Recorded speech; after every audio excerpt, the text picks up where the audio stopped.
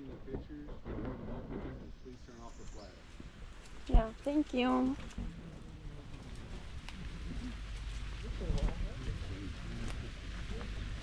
Asking a lot of hard questions, folks. Thank you. We'll pay extra attention.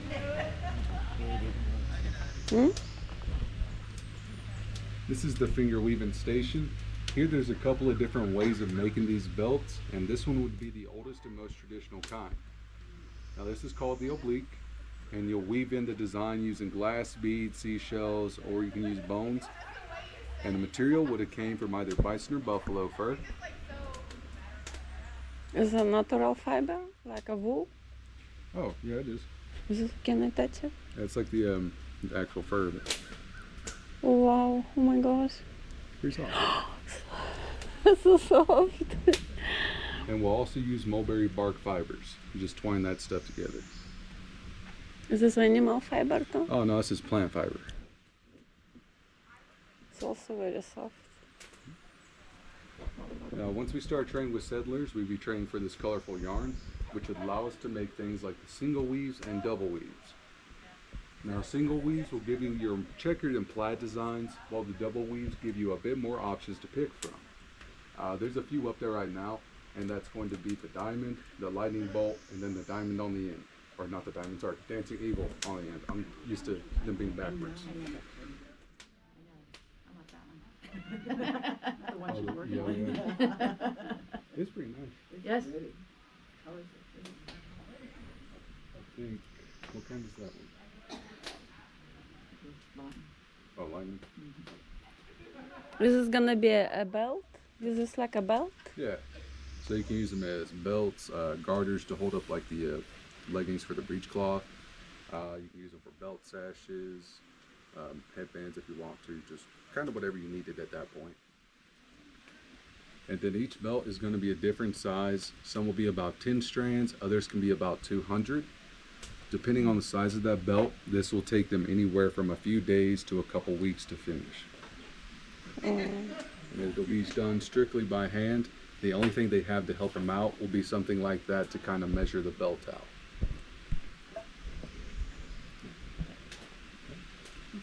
Is everybody good here?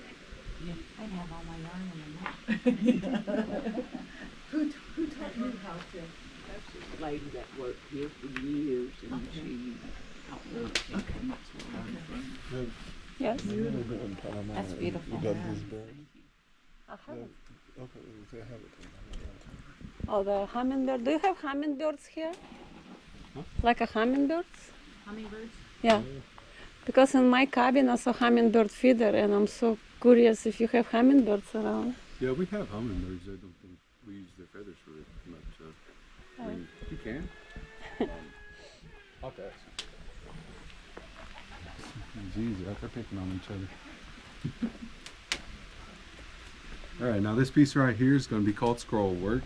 And for this, you'll take those beads and sew them down the side of a set of pants legs or at the bottom of a skirt.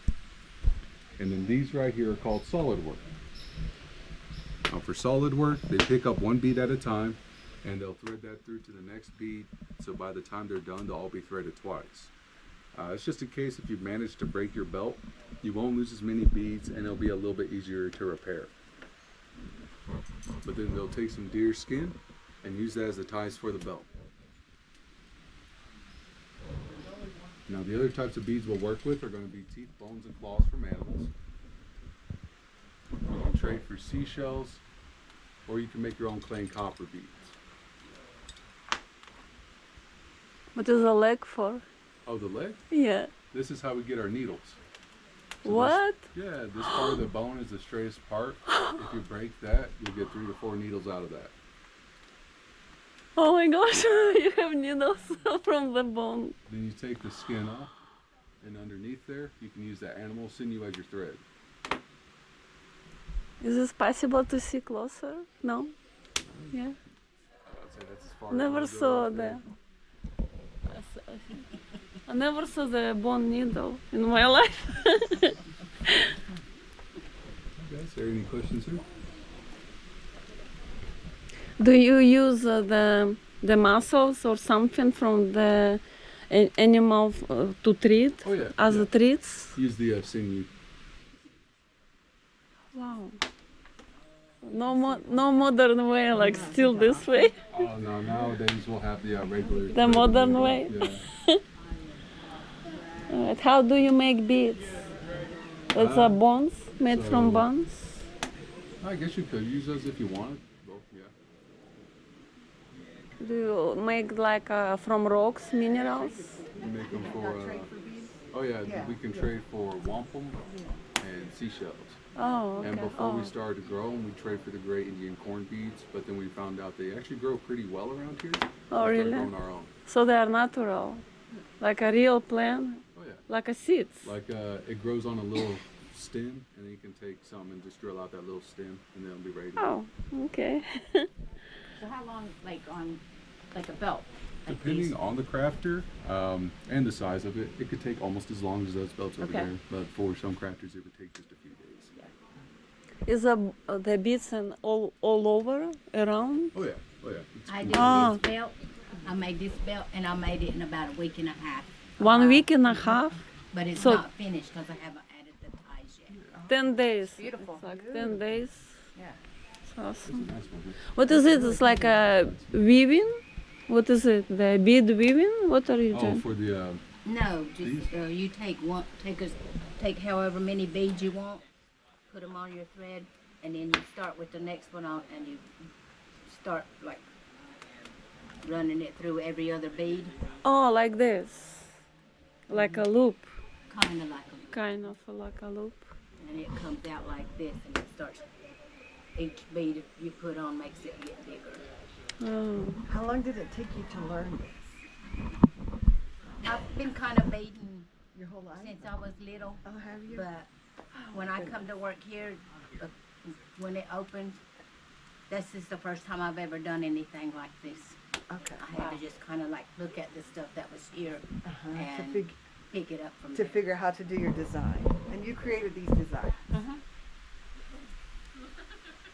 That is beautiful. Is this like is this kind of native design, and does it mean anything? Do you put some meaning in the? depends on Forms. the crafter. Like we did have designs that would have stories that went along with it. Yeah. But after the boarding schools came through, those were kind of lost to time. Oh, that's sad.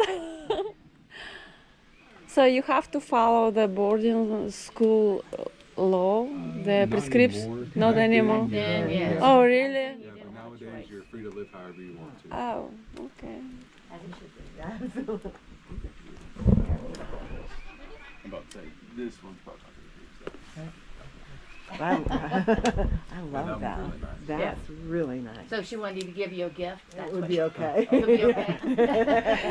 Not for me, I think that costs a couple hundred. Thank you. You all have a good day. You too. You do beautiful work. Thank you. My things would be all over it. Yeah, I can see you saying No, that. I get down. You should. You should.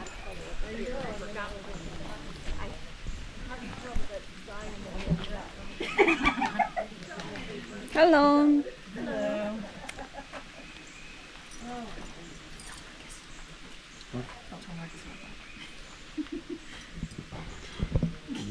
It's not a lot, I swear. Oh, Oh, I know it's going to be happening at dances. Whoever dances with you. They're gonna have a whale of a time. Look at me when you're dancing. Look at me. Oh yeah. so pretty. The rock. Yeah. So, actually, no, yeah, I'll go ahead and start. Yeah, I'm fine. Now, this is a smooth river stone, and this is what we'd use for our glaze. We didn't have any actual glazes here, but this would get the oils off your fingertips and bring that oil out of the clay, giving it a nice shine, kind of like that. Also see it a little bit on there. You making oil from the rock? Huh? No, you just rub it on there, and it'll get the oils off your fingertips and the oil out of that clay. Wow. Now, before you shine it, There's two different methods to making your pot. The coil pots will have a flat disc. You'll take those coils of clay and roll them one after the other. And then your second one will be your pinch pot. You just roll your clay up into a ball, make the opening, then use your fingertips to give it a shape. Once these got firm enough to work with, you can carve out the designs by hand using pieces of wood, deer antlers, corn cobs, seashells, or if you have metal tools, you can go ahead and carve them out onto paddles instead. Is this metal? Oh no, this is wood. Oh, it's wood. Yeah, this is just an example of the carvings that go on there. What is used for this tool exactly? So, for her, she likes to just. Oh, she likes that. Take the anger out. That too, but also it gets the air bubbles out of the clay. Too, Yeah. So. What are you doing with all of the stuff like this? Oh, these ones? Yeah. So the pots we have up here now are more like decoration pieces. Okay. Yeah, like for trade and stuff like that. Back then they'd be more functional than they would be decorative. It'd be like cooking pots, liquid pots, pots for carrying embers from fires to start new fires. To start the fire from. Yeah. So that kind of, I don't know if she's holding there or not. She Yeah. is. Oh, like that. Those little spikes will help you not burn your hands. So it has like a what? The piece of wood inside. How did you start? Yeah, How so you are you'll go doing? up to the fire and the hot coals, or the hot charcoal, whichever you want to call it. Ember. Yeah, embers. Ember? You put that in there, and then you carry that and start a fire. Wow. Where did you get ember here? Where does ember come from? You build a fire, and it's the fire that was hot already started. pieces. Oh, okay. I misunderstood with the rock come from the Baltic Sea, the Baltic Sea in Europe. It had like Oh, is that where the rocks come from? I thought you're talking about ember, oh. the mineral Oh, from yeah. the sea. Yeah, no. We're Oh, I talking got about the confused. Yeah, the little. Got you. So how long did it take you to make, or making this one that you're making? Like a day. Okay. That's very long. How usually much bigger. people make a Are they? day? Yeah. $100 That is a very tiny So- fire pot. They How usually- big would they be? plus They supply probably and all of probably this. could be, you know, big as this. Okay. Just really Yeah. depends. Yeah. it become expensive if you entire day spend on a one pot. That's very expensive pot. I mean, they do pretty good work, you know. So, Yeah. no doubt. Yeah, don't take a lot of skill though, apparently. Wow. That wasn't for me. Wow. That's from you. I think this is yes. I made an ashtray in first grade. That was as much as I could do. This clay. Look, I tried to roll it and look, it did it again. I hate the coil method so much. The what The method? coil. Coil. Okay. See, I think that would Oh, be the coil. easiest. It's when you roll and You roll it and then take those You did coils the and pinch method. Yeah. lay it in, Yeah. and then put another one on top of it. okay, gotcha. So you just like the She and really you likes make that it pattern. smooth I know, it after makes me frustrated. the surface. How do you make it smooth? How it become that Especially if smooth? somebody said this is an Oh, easy that's thing to smooth. do. Yeah. Has she You ever just used the roll paddle it. on you? Oh, by him. That's exactly what she's doing. It's like I like making to. dough. Okay. Rolling dough. It's a good thing. Yeah, the water. Let's Yeah. see. I don't know where Levon is, but You if you want to point him out when you see him, that's I've used the paddle on him before. He also makes wonderful pots like this one right here. Yeah, you could say that. That's one word to describe it. Oh, Couple days. this is like a Some drinking politics pot going on. Yes. So that's more of for a decoration, And but so then in these the will go past, in the fire. that's a that marriage right? pot. marriage And you pot. get- Yeah, the Oh. wife And drinks like, from one side, the where husband would will you- drink from the you do other that during the now, marriage or- ceremony. Yeah, And I mean, then, it's like this usually it'd just be like an open Oh, baby. fire. Right. And like they have to be fully dry. Yes, I'll start okay. out on You talking about that one right there? The marriage No, pot? this is the marriage. This one? You see the husband? Oh, okay, one on one side, one on the other. And after that, it's considered then they're married. We'll know they're Oh, ready okay. to And then continue if they the ever get process, 'cause divorced, the wife will regardless of the smash it color, in front of like, everybody they're and gonna leave him turn with the nothing. blue-gray kind of Oh my god. and so once they turn that It's very We were golden making brown, sure our symbolic. and then It's let very that symbolic. fire You burn don't out have for, the have to be really 24, honest if 48 you hours, marry. depending on the size If of someone the asks, pot. "Are you married?" Because no ring, no paper, you're like, Oh, in you our can lie. marriage pot, You yeah. can lie. You just dig down about an elbow, sometimes Okay. up to your shoulder. Depends on where you're at. And that's what we would find. Monthly deposits. Thank you.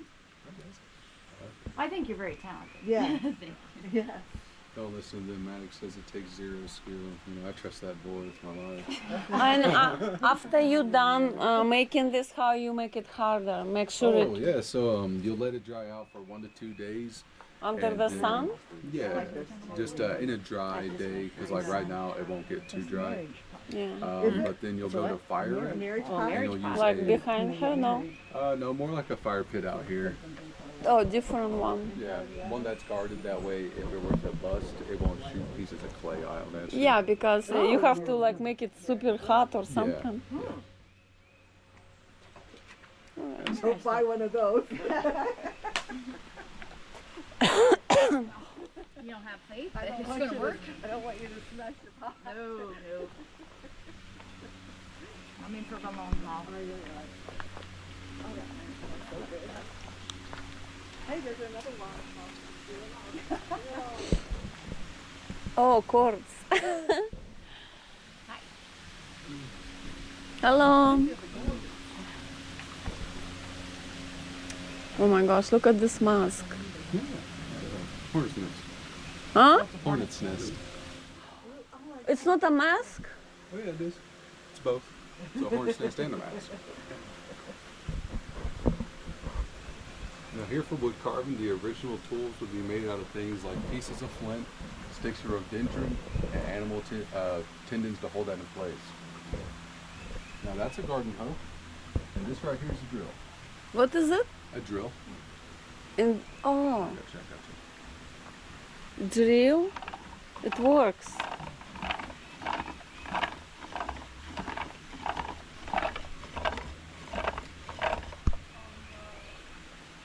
So you. Then, the only thing you change out is this piece of wood would actually be a large stone.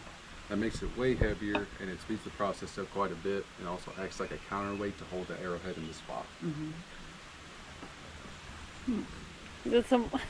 How old is the drill like this?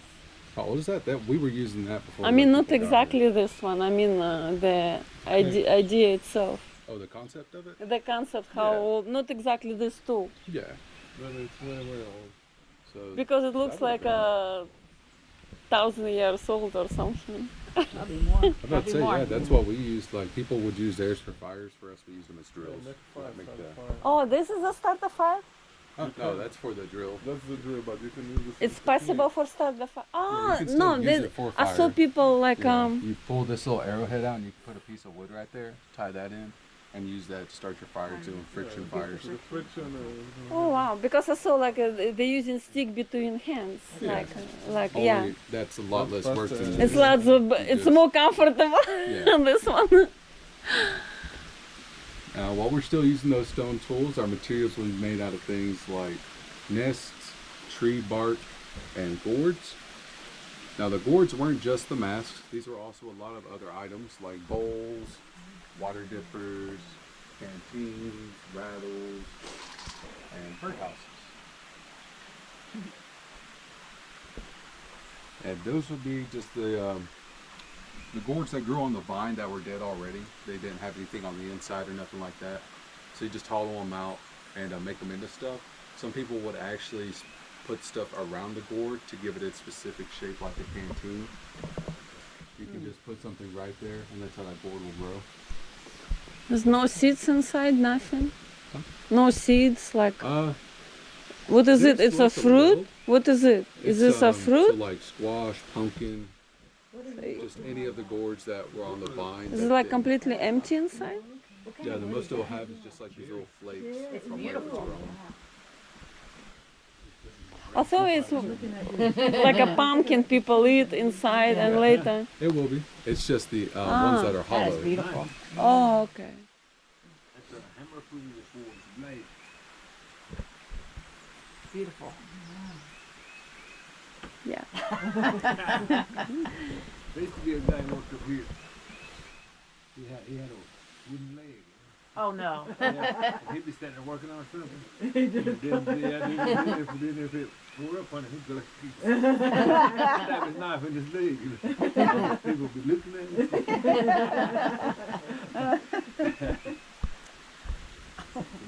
They said there's going to be a gourd festival next week or in 2 weeks. Do you know here? Have you heard I that? believe so. I just wondered how extensive that was. I Oh mean, man, they had a pretty good size one. They used to be one here.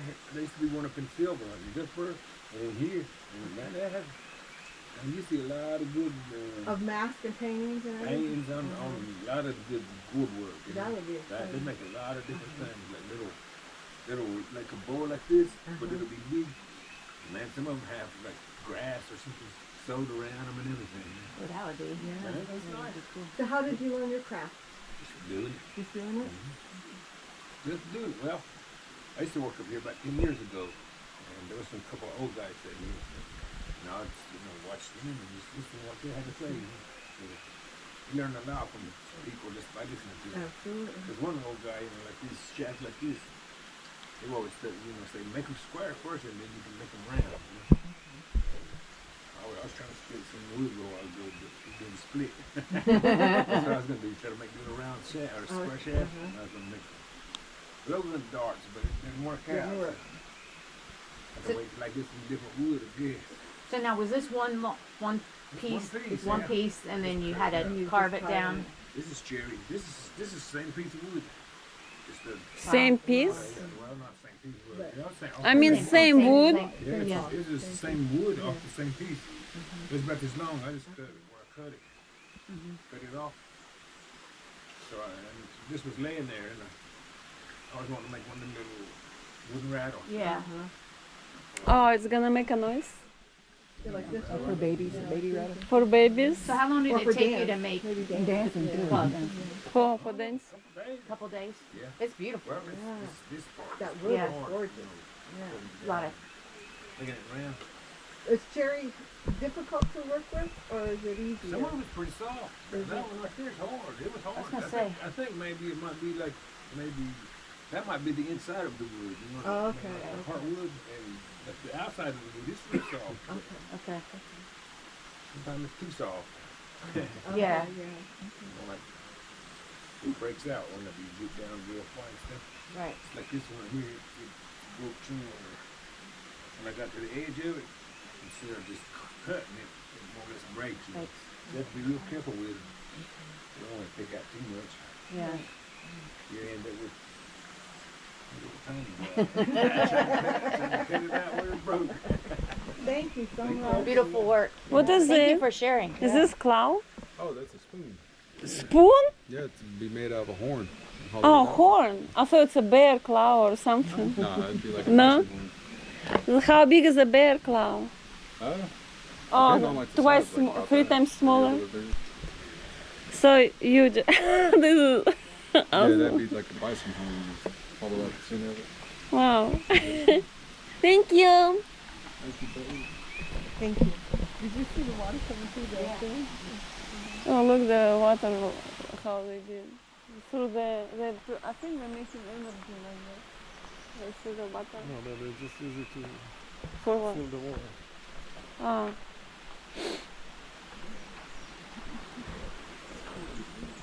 Oh my goodness. Oh my God. Man, how long did that take you? Almost a week, actually. Oh For my gosh. for this tiny basket? It's 1 week? Oh my goodness, the intricacy of that. beautiful. That is beautiful. 1 week for the tiny basket? I'd say making a basket does take a bit of time. Most It of is, that is yeah. collecting your materials. Oh. Like nowadays you can use metal knives and white oak, Mm-hmm. and I'll give you these little baskets. Along. More traditional materials are going to be things like hickory bark and river cane. Now hickory bark, this will be a sturdier material.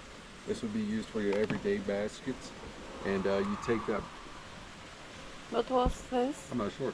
You'll take the bark off the tree. The bear. right answer. The bear. Might have been one of the workers. Oh. I'm hoping. Oh yeah, could have been Walter. Walter? That's my mom's dog. Oh, no bear.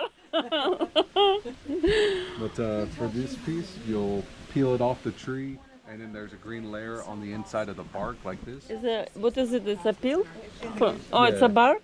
Yeah, so you peel this part of the wood off, and once you work it into your basket, as soon as it dries out, it'll stay in whatever shape you leave it in. Oh, So it makes great for the handles and the baskets. And as long as you take care of it, it'll last you a good while. This Yeah. one's, be careful with that one, it's breaking on it. oh, I see that. Yeah. But this one right here was built back in 1952 when the village first opened up. So it's about 73 years old. And it's just been sitting out here in the weather. and taking- 73-year-old. The basket. Oh, that's antique. Oh, yeah. I'm older than the basket. Let me see how you. How you holding up? You're holding up pretty good. Exactly, that's all that matters. You Yeah, age yeah, well, that's age well. Now for river cane, this will give you your more decorative pieces. It'll give you those nice shiny splints like that. And this stuff actually takes a little bit longer to collect than the hickory bark does. So I'll go ahead and put it into like time. This one took about 2 weeks to make, while this one took 6 months. What? 6 months for this? It's harder. That's more of collecting that material and dyeing the colors on those splints. The colors themselves would take about like maybe 1 to 2 months, depending on how long you were wanting that color to set in there. Oh, you come together with the collecting material, Yeah. they color it. Oh, that's The weaving is the fastest part. the weaving is the fastest part. But the colors come from these 4 different types of roots and barks. Yellow root will give you yellow, blood root will give you orange, walnut will give you brown, and then butternut will give you black. These are pretty strong dyes. Like for example, whenever you start to boil it in water, the colors will start to come out. Like that's how it would have looked, and then that's it. So after this it's is been not boiled. boiled yet. No, this is the boiled one. Oh, this is the boiled one. This is the fresh one. Oh, that's cooked. So that'll that's- give you that dark black on there. Oh, okay. Any more questions here?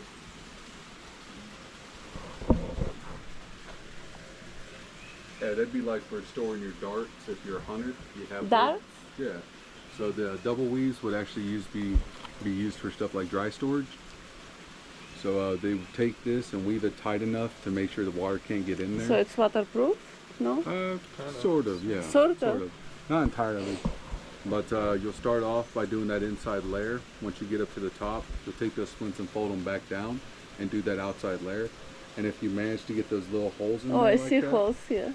you'll undo that second layer, wipe beeswax or animal fat on the inside, and close it back off. We didn't traditionally, but if you wanted to, if you did it right, you can use them as cups. As a cup, did you say? For hot tea, for example, will it I'll hold probably use more colder stuff. cold 'cause one? if Yeah. it's So like hot, it starts to melt that on the inside. okay. So are you doing the upper edge right now on that little basket? I'm actually just putting a splint in right behind where the Okay. handle goes to Wow. create more tension so it's tighter. Okay. That is so cool. Do you like doing the smaller things over the bigger things, or? I have a love-hate relationship. That's an honest answer. Every basket has had some choice words with me. This one right here, I have actually thrown about 4 times in 1 week. And that was before I got up to here. This one, we had some choice words yesterday. Okay. I remember that because it was like almost in the fire. You had to stop yourself real quick and bring it back. The one that I made last month, I put curls in it, and in the middle of one of my curls, I chucked it. Oh, those curls that we saw. like Love that. those. Yeah, Yes. those curls that are in Did that you basket show us right that? there. Did you show that? Is that difficult to do? I mean, when you're first learning, yes, but That's with so like beautiful. experience, the more you do it, gets a little easier. But Oh, it has. I Oh, yeah, am my that's just own like worst critic. Oh, this one is so And beautiful. when I have baskets that I put so much work into it, sometimes it wants to do stuff that it Is this doesn't need handle? to. And yeah, it's a handle. That's like life. this one I had to tear little spidey's down running around all the there. way to the bottom 3 times. Oh no. I love the curls. I just think those Yeah, are those are just- amazing. Yeah. You know, that's why I threw my baskets because it was Oh, because of those curls. Nice on the end. It's okay to be human. Yes, it's okay. All right. The basket becomes pretty flat. Why all your waterfalls in the pipes? Oh, so But- you take a log, like a log from a tree, Mm-hmm. burn out the center, and you'll use that to lead the fresh water down into the valley. That way you have clean drinking water. Wow. How clean is it? Like it's from snow? I mean, you can if you want to. I mean, we got No, I don't want to drink that. I'm just curious how clean is that? You can drink straight from it. Oh, really? You see, it's in a pipe. Yeah, they're making. Leading the water down, so making- it's not gonna be on. Yeah, they're making pipe.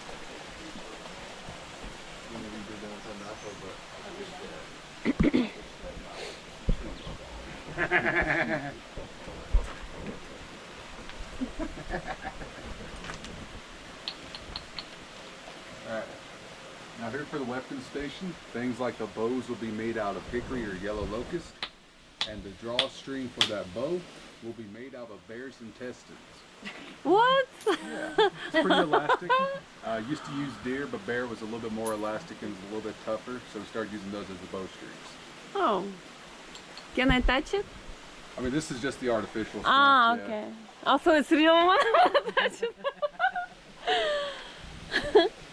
Then for the arrowheads, there's a lot of different options for materials you can use to make these, but you'll start off with a big chunk of material like either flint, quartz, or obsidian, which is what he's working. He's working. Okay. It's a pretty nice chunk too. Yeah. You make a big spearhead out of it. What he is making right now? Arrowheads. Like this? Oh. So you start off with that material.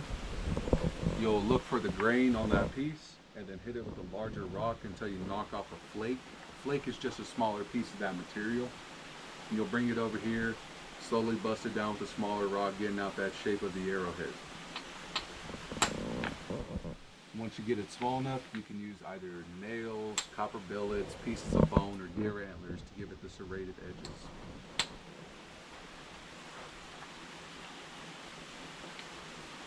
Kind of like he's doing, he'll hit it just at the right spot, that'll knock pieces off. Now, obsidian was not local at all. Obsidian actually would come out from the coastal tribes down towards the Gulf of Mexico, and it was a lot sharper than what we had up here. But the trip itself would take quite a while to get up there and get back, or get down there and back. Basically, it's a trade. Like you give them something, they give you something. So back then, all we had was a barter system, and all that really mattered is if you had something different than the person you were trading with. What is this exactly? Like 3 arrows? Okay, so this will show off our different types of arrows. This one's a round shoulder used for hunting. You wrap these with plant fiber, so if you have to shoot an animal, you go to shoot the animal and pull this arrow out. That plant fiber will hold that in place so that you can keep hunting when you're done. While high squares are designed for combat. Instead of plant fiber, this will be animal tendons. Now that stuff, once it hits blood, it's going to swell up and loosen. So if you try to pull the arrow back out, this is going to get stuck inside the body. Ouch. You Ouch. have to cut them out or push them out. So if you ever see the movies where they're doing like that, Oh, yes. That's what it is? The arrow and close on there. Oh, okay. and then the sticks will be made out of pieces of mountain cane or river cane, and your tail ends will come from the turkey feathers. Now the turkey feathers have to come from the same wing. Why? If you get a left and a right, it won't fly straight. It'll kind of wobble before fall. Versus when it's from the same That's wing. my problem. Oh my gosh. That sounds so strange. Now for hunting smaller animals like birds, rabbits, and squirrels, we'll use a blowgun. Now this one is the Oh, but it's all right. I got you. But I know how Hollywood paints it. We do not use these for any form of combat. We don't use poison darts or trank darts. It's strictly for hunting smaller animals. But if you get really good at using these, you can hunt down turkeys. But you have to hit them in the head. Oh, not in the eye. Yeah. Close to the eye.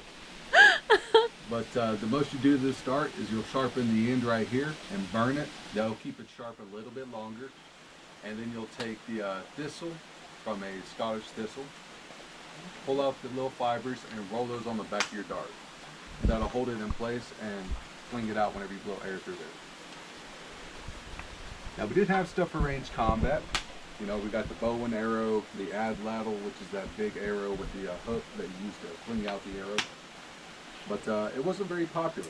You know, seen as very cowardly to shoot a man from a distance. The most preferred choice would actually be the war club. It was a more up close and personal fight, and the enemy could see who killed him. So it was a little bit more honorable. But you can make these out of chunks of wood like Bruce was doing up there. Or you can find a root barrel attached to a branch.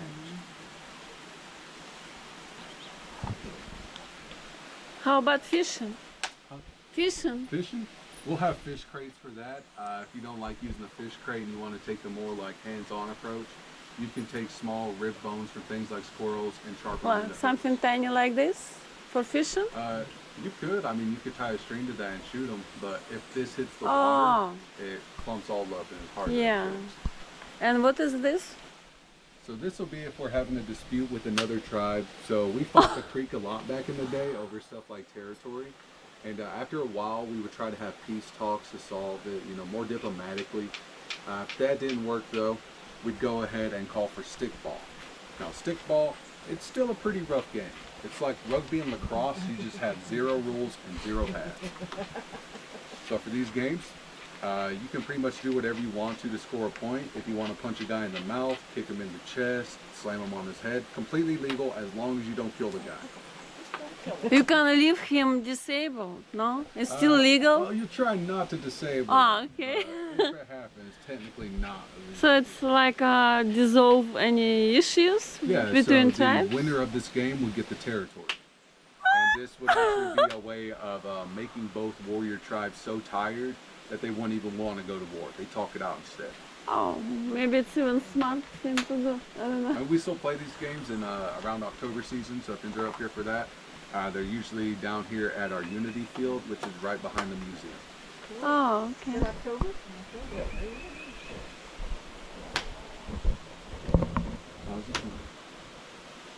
Is this made from bone?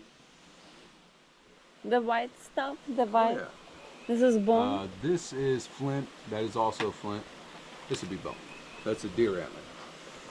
And, So you use that and go around the arrowhead and crack down to make the serrated edges on it. Oh, that's gonna be like this? Yeah. So you use it on these corners and press it in, and that gives you that sharp, like teeth on the side.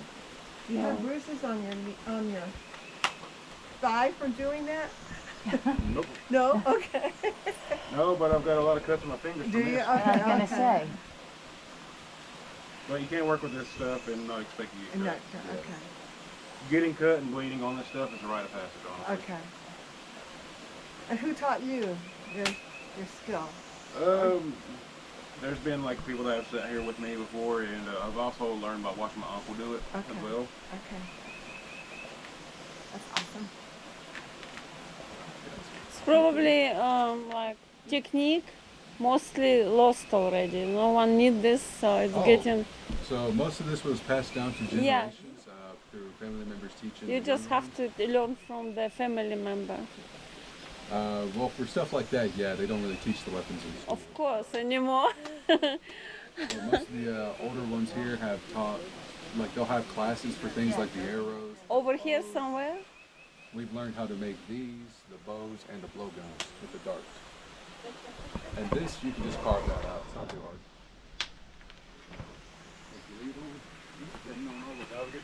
You too, thank you.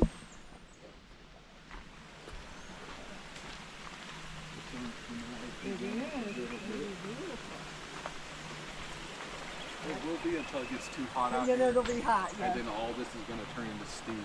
Oh, really? I wouldn't have thought about that.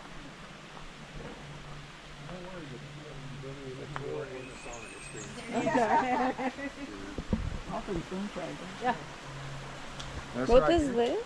This would be a bear trap. Now these are actually going to be 3 times as big as this, and that's mainly because if you use a log about that size, you're just going to make the bear mad. But this will be a lot bigger, and you'll take your bait, place that right there. The bear will start digging around on the inside till it eventually hits this stick right here, knocking that out of the way. And then that log will fall, breaking its back and holding it in place. What do you use for trap? It must be a meat or the fruit? One of the best things you can use is like deer meat. You can mix that with berries or just put the meat itself out here. Berries, they love berries. I thought they're vegetarian. No, they eat berries. No, that's not No? Berries, nuts. Like the Do they blackberries. hunt the deers or all of this? Oh yeah, the deers though, you can just like hunt them down with a bow. If you know, if you're trying to use a bow on a bear, it'd be a No. little bit harder. Well, if Probably you need some more arrows. if you You could hit them in the eye. hit in the eye, if you hit in the eye. Yeah, sometimes though, if you hit a bear in the eye, it'll keep moving. Yeah. Whoa! That's why. How whenever fast you- they are? faster than humans. Yeah, very fast. Faster than humans. Oh Some of no! them can run like 50 miles an hour. The bear? If you really make it They're like. Going out climbing. Whoa. like their strength is unmatched. That's why we would go ahead and use this and hold it in place. That way, if it was still alive, you and 5 buddies could come over with spears and finish the job. So this fin must felt, and they're so heavy they're gonna break his bones. He cannot run away. Yeah, that log would be 3 times bigger. Oh, okay. And this right here, just for reference, would be back there. Ah, okay. It felt. Yeah, it's in a hurricane. When did you have hurricane? In November? Yeah, October. It destroyed most of Asheville and the surrounding territories around us. We were lucky enough not to have too much damage, but it did miss these traps up there. Yeah. A lot of flooding going on. Oh, yeah. Lots of flood probably, yeah. Now this right here will be a fish trap. You sink these boxes and let them fill up with water or fish, and then the spikes on the inside will make sure the fish can't swim back out. Then when you're ready, you'll go to the top, open it up, and get whatever fish you want out, and you'll leave the rest for everyone else. Now a good way of getting these fish out without having to fight them while they're like flopping around, you'll take a black walnut and scrape the bark on the inside of it. You drop that in the water, it'll paralyze every single one of them. You just take what you need. The walnut paralyzed the fish? Yeah, it has a neurotoxin that only affects fish. You can use walnut oil too. Just if you ever do that, don't do it in front of a game ward. Good advice. Yeah. And now the last 2 right there are going to be our figure 4s. You can take those and tie like strings together to make you a little number 4. Tie the string to the edge of that with the bait on top of that. And so whenever the animal grabs the bait, it'll pull that stick in right with it. And then that box will close on top of the animal. So this is not for fish. It's No, that one's for like rabbits, squirrels, and lizards. why the reason they wanna go inside. The food, you put some. Yeah, you'll prop it up on a stick and then you tie a string to the stick with the bait on there. Oh, the bait. So that way they pull the stick in. What with do them. they like? The carrot? Depends on what you're hunting. Birds, you can use nuts. You can also use that for like squirrels. You can use carrots or pretty much anything that vegetables. Whatever they like. So nice cabin, huh? Use worms if you want to. Huh? Use worms. Worm? This one? No, This- worms for that little trap. Ah, worms, you mean worm. Oh, not a worm. Yeah. Made from clay, huh? Yeah, clay and locust. Now these will be the 1800s homes. These would have been built whenever we were dealing with the French and Indian War and the Revolutionary War. We got attacked quite a bit and would have to move with our families. So we started to break off in big groups of a couple hundred to a few thousand people to build these as fast as humanly possible. Now at this time, these houses were actually going to be much larger because your family would consist of the wife and husband, if you were the eldest children, the wife and husband, both of their parents, and then however many kids the wife wanted. Now, where we were matriarchal, the wife could decide. It really just depended on the woman. Some could have about 3 children, others could have up to 30. Oh. But back then there would be multiple parents because the wife could have as many husbands as she wanted, and as long as the husband got the okay from his wife, he could have as many wives as he wanted. So It's that's why we now have it's that called open relationship. So, how big tribes? The tribe itself, few thousand people. Yeah. So most like at that time we were all moving together in one big group versus back in the day we were more like towns and settlements with some space in between each other. But at this point we were all moving in a big pack, and so those 1,000 groups could build these in about 2 weeks, but they would be 3 times as large. And the only real difference to this house, you wouldn't have concrete floors. We just had a woman that really liked cooking in here, so we switched them out for fire safety. Oh. If you guys want, you're free to step in here and take a look around. If you have any questions on this house or any of the other ones, feel free to ask. It's like a bed over here inside. Just take some cane or something. You can make that into a mat to put on top of there. Like yeah, the wool, like an animal skin. Yeah. You put animal skin. And also fireplace. Oh, so. And it's even something on top.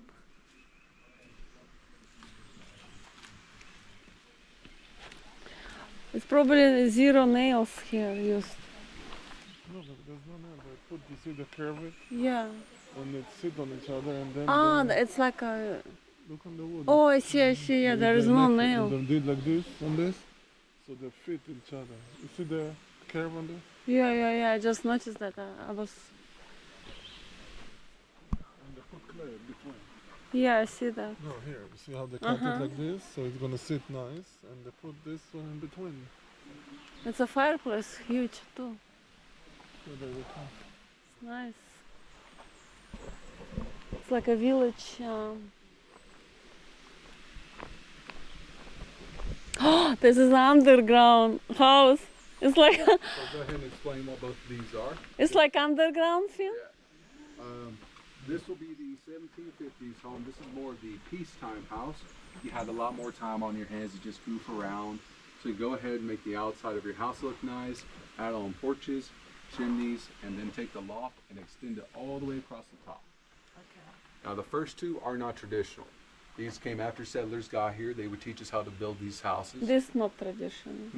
Oh. This is more of the settler influenced ones. The more traditional style. What's this? This will be your winter home known as a sweat house. This is the winter home. This one. Yeah, so they can be used for winter, extra storage. If you have Can I have my phone or it can be used as to a light up, or can you like make a light So back then you'd have all sorts from of your phone? solutions for any ailment or disease. And for those, most of them you would just boil in the water. Yeah, like this. Or if you're using one of these and you have a lot of people in there, you'll heat up. Oh, they have light up here, just not working. Put them back inside and pour that tea on top. Oh, you can go upstairs too. It's 2 stairs.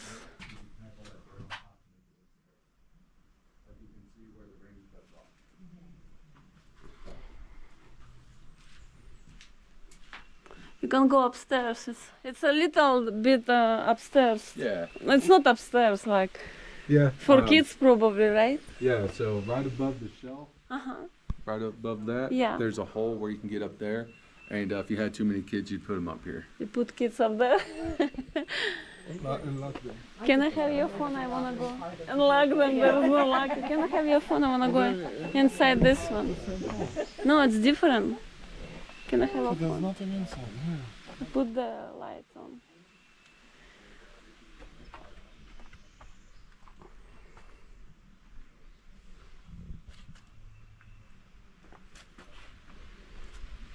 Thank you. Either they would be put to death or she would adopt them into a plant.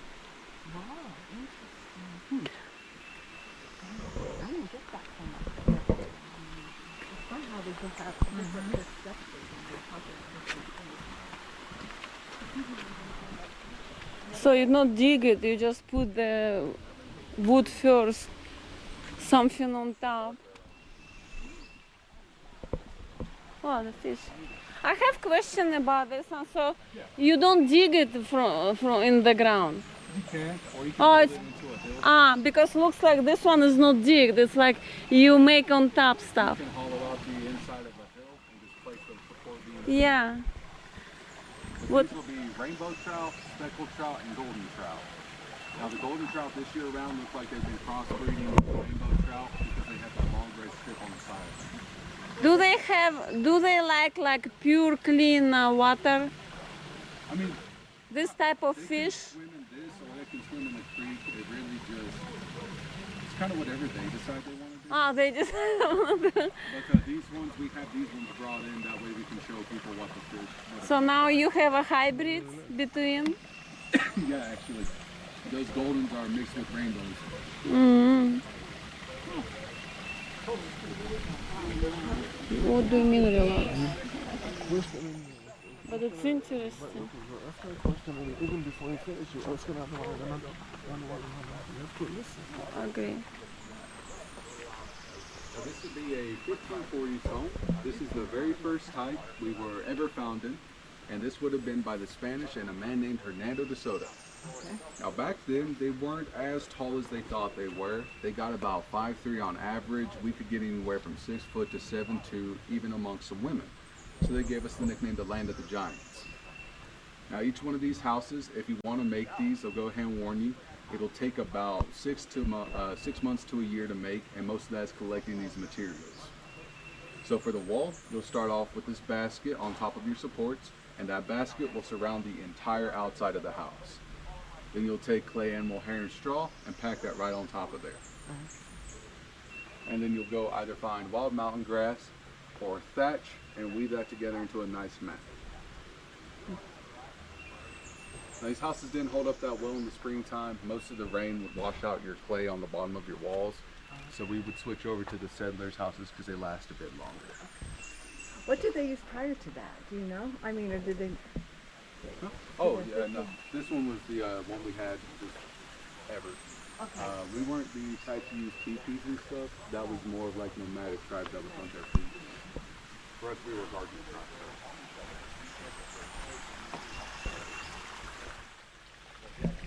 So people from Europe were significantly shorter than really. Yeah, so most of us were tall and lanky back then. Your diet would have been 75% vegetables, 20% fish, and then 5% other meats like bear, deer, and stuff.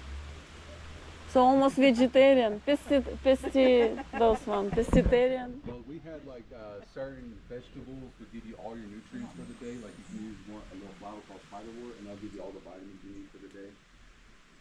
What was it called?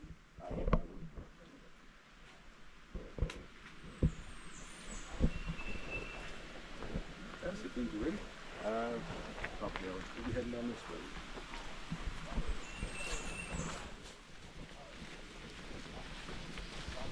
Just watch your heads. You know, we've had a couple of 3 of them break.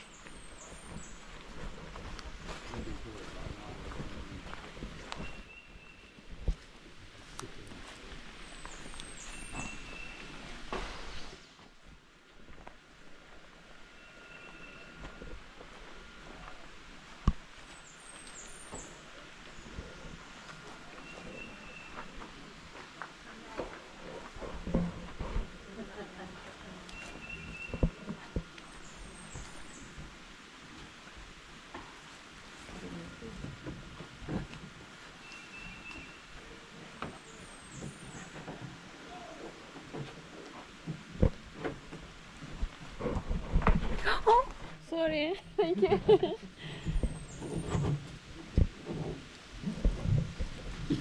right, there we go. Oh, dang, they're using the piece to hold that up. Thank you. Yep. That'll work for now. This will be one of our canoes. For these things, you'll make on using fire, clay, and stone. You don't want to use metal tools on this because of that heat treating you'll do to it. The metal tools will cause big cracks that could damage the wood and break it over time. So But to make this tree, or tree boat, you'll start off with one solid tree, usually about something about that size. Take your clay and pack it in a ring at the bottom and burn it until it falls over. Then you just start off, section off parts of the boat with that clay, so make sure that clay's lining the entire wall. You'll leave one open and burn that and slowly chip it away while you get the rough outside of your boat. Then you'll move to the edges and take that clay and repack it like two walls with some space in between for fires. Oh. Just chip that out and you'll finish this boat off by taking animal fat and pine resin, mixing that together and wiping it all over the boat.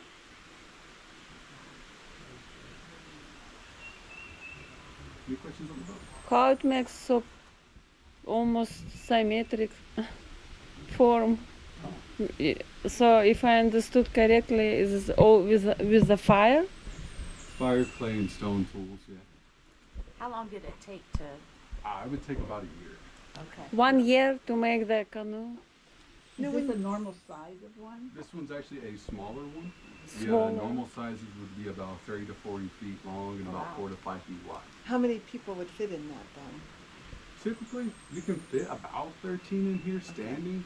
Over but here? It will normally just take 3 people at a And when time. you said they went to trade with in Florida, did they travel by water or did Oh, they yeah. walk? They traveled by water. So back in the day, we would actually live down in a valley instead of on the side of a mountain. Okay. And when we lived in the valley, we would find a spot right next to the river networks. We would use those to travel down, travel up, and travel out west. Okay. How heavy is that? Heavy. Struggle a little bit. Yeah, well, I noticed that. You know? This takes about 5 to 6 of us to carry up here, and it'd be like comfortable carrying. Okay. You could probably carry it with about 10 people though. Yeah. So the normal size ones would be that would be Yeah, that'd be like that a would pack of you yeah. carrying it out to the water. Wow. Did they have certain people who were trained to navigate the waters, or was that okay? I Like mean, for the did you most have part a though. responsibility like you're going to be the? Well, that's why it's doing that stuff. Ah. All right. Now, there could be like a sort of wayfarer, as you put it, but most of the time, everybody would be taught how to use this, how to make all the crafts. We wanted people to be self-sufficient. Okay. That way, if they ever got trapped in the water on their own, they could take care of themselves. Survival skills. Yep. So even the beadwork and stuff like that, it was not exclusive to women. The men would be taught it too. It's just certain people would specialize in different crafts.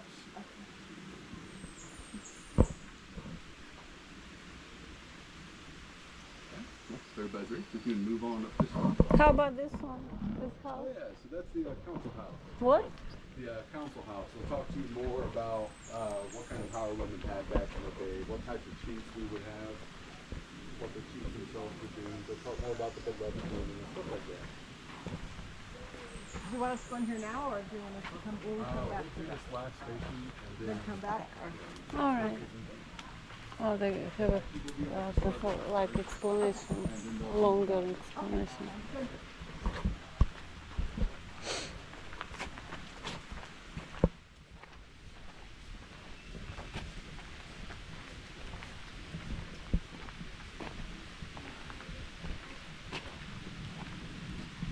Yeah, and for the first 4 guys sometimes, I'm the only tall one, so I'm the only one that hits these spider webs. And we appreciate it. I mean, it could be worse. It could have been one like that. Yeah. I guess I shouldn't complain. At least it didn't have a spider on it. Now this will be a trading post, and here we'll be trading for all these items using different types of animals' pelts. Now in this area, the most common animal you could find would be a deer, but you'd only hunt down the males, because if you were to hunt down a female, then they couldn't reproduce. So we went strictly for the male deers. Oh. How do you know? Oh, the hunter. Oh yeah, Okay. antlers. Too stupid. Oh no, your questions are good. I think the only question I've ever had that has had me like Confused. Just Yeah, so you it's, know, if you kill all the males, it's not gonna reproduce either. Oh yeah, that's Not why gonna be babies you too. leave the babies because the babies will grow up into the males. And then Yeah. melting pot of different people coming through. So you can have things like Spanish dollars, shillings, continental dollars, French milled dollars. Whatever you could find, you would take that and trade it with that specific faction. Is this money? Oh yeah. Oh. Because if you were to take this money and try it, like let's say you're trying to take a French dollar to the Spanish, they're probably not going to like it. So it's very important you take these to the right people if you use this. And this wouldn't be really popular until about the 1800s. But all we're looking for is stuff to make our life easy, you know? Cut down the time on chores, that way we can be lazier at the end of the day. The bow and arrows would be replaced by the rifles because this rifle could actually double or even triple the amount of animals you could bring in, allowing you to trade for more items. Clay pots would be replaced with cast iron because they're way more reliable, they heat up faster, and they'll cook the food a little bit more evenly.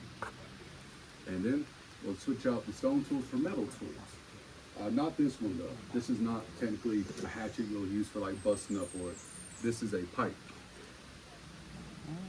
So for this, you take this whenever you're meeting somebody new, and you hold it like this to be like, hey, you want to smoke? Or, you know, if they want to fight you, then you have a way to defend yourself. Did you make glass yourself, or it's a product of Yeah, we could be you taught did? it, but for the most part, at the start of this, it would be just trade. Trade? Part of the trade. Now, if we're not looking for stuff to make chores a little bit easier, we're going to be looking for different types of decorations. So cloth, beads, watches, gorgets, mirrors, anything to help you stand out from the crowd. Now, all this stuff would be used to help you find a wife. So the most common belief is to take examples from nature. The male and female birds, the male birds have to impress females while females are fine the way they are. That's how we viewed our women here. They were perfect the way they were, and they weren't supposed to impress anybody unless they wanted to. It was the man's job to impress the woman and prove to her that he could be a good provider and take care of her. That's what we use this for. You either have to trade for it or hunt for it. Are there any more If you questions? weren't good, you were single. Exactly.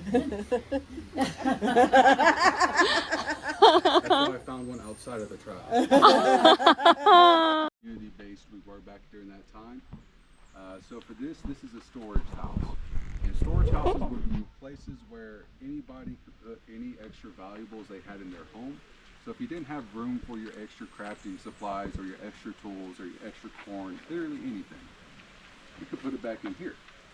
And now this would be a house meant for the entire community. So your neighbor's things would also be in here with yours. Now if you ever found yourself in a time of need, you will come in here and find what you need. As long as you put something back when you get the chance, you can take whatever it is you want. Oh, so if I want to meet and I can put bread and oh, okay. Guys, this will be the end of my tour. We don't have a word for goodbye, so I'm gonna leave all you folks with Ledogahayu, which means until we meet again. Now, if you want, Square will be starting up here at about 11 o'clock. I appreciate all you folks coming out, and I hope you have a great rest of your day. Thank you. Hello everyone, my name is Marcus. I'm going to tell you folks a little bit about our square ground, our 7 clans, and our dances. Now this is our square ground, the ceremonial grounds. Every village would have one. It'd be located in the center of the village, just in front of our council house. Its size would be determined by the size of the village. Some could be as small as this, others could be as large as a football field. It all depended on what that village needed. Oh, it depends on how many people. We have a post to shield our singer from the sun and a bench for our drummers to sit. Now surrounding it, you'll notice this wall of sand. Plus, this is the barrier between common ground and sacred ground. It's like the walls of a church.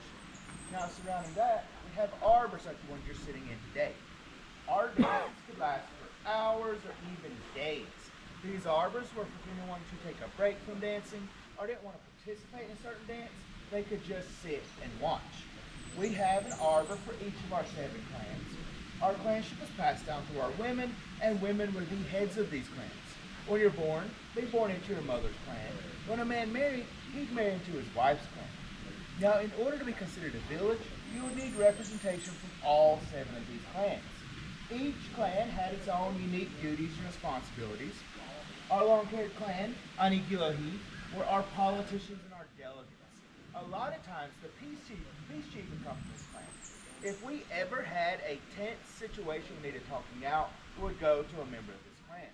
They're also known as the hair hanging down or twister clan. They had long hair, they wear an elaborate hairdos, and walk in a very proud manner, twisting their shoulders as they walk. Now next, we have our largest clan, our wolf clan, Aniwaya. This is where our warriors and war chiefs typically come from. You didn't have to be from a clan to be a warrior.